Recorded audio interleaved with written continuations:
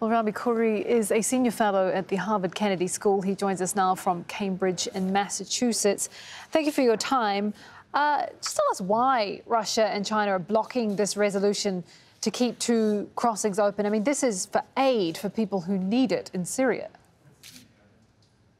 It is, and this is really a continuation of the war that's been going on in Syria for almost 10 years now. And it's the latest phase of this war in which regional and external powers like Turkey and Iran and China and Russia and the US are all jockeying to maximize their strategic influence and position. They've all essentially said that aid can flow to the people who need it, but the Russians and the Chinese want to make sure that they use this process to maximize the reassertion of control in northern Syria by the Syrian government of Bashar al-Assad.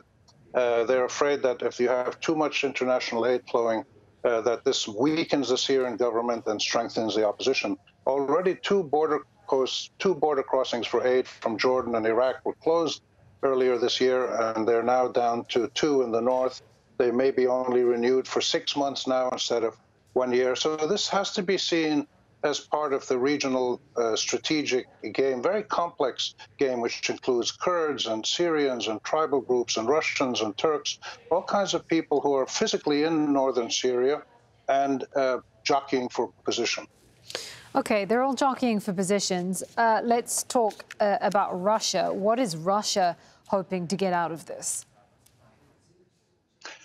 Russia has, for many years, seen Syria as its most important strategic foothold or link in the region. And it has now vastly strengthened that role of Syria in the eyes of the Russians, first by getting involved militarily to keep the Syrian government in power, and second of all, to vastly increase the facilities, the naval bases, the air bases, and other facilities that it has in Syria. And it's using Syria as a kind of jumping off point to other places in the region, like Libya, other linkages it has in the area with people like the United Arab Emirates. And it's trying to show the region that Russia is a dependable ally, that if Russia supports you militarily, politically, economically, whatever it may be, it will stick with you, unlike, say, the Americans or the Europeans, who are much more fickle in their eyes.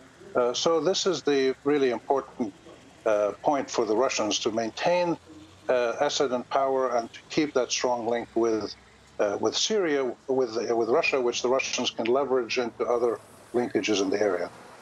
Turkey often talks about how many Syrian refugees it's hosting, that it can't deal with the weight of just how many refugees are in Turkey. Might it eventually find Russia might find some support from the Turks in terms of keeping aid flowing, or are the two definitely on different sides here? The actual number of refugees that can be taken into Turkey is quite flexible, because Turkey is a pretty big country and has a lot of resources, and of course can benefit from international aid to the refugees. So I don't think it's a question of the number of refugees. It's a question of how do you leverage that refugee open door into political gains. The Turks are clearly trying to reassert some control over parts of northern Syria that they historically consider to be parts of Turkey. But they will negotiate with the Syrian government, with the Kurdish groups, with the local tribal groups, and they have some kind of relationship with the Russians, which is very bizarre, because they shoot each other's jets down, and then they make truces and joint patrols and things like that. So the Turks are playing a very complex regional game, which you see also in Libya in a very clear way, that some Syrian fighting forces are going from Syria. The Turks are sending them to Libya. So you can't see northern Syria in the isolated lens of just that little territory. You really need to see it in the larger picture of Syria and the Levant, and also of Russian and Turkish aims in the wider Middle East. Thanks so much for your analysis, RGKhouri. They're a senior fellow at Harvard Kennedy School.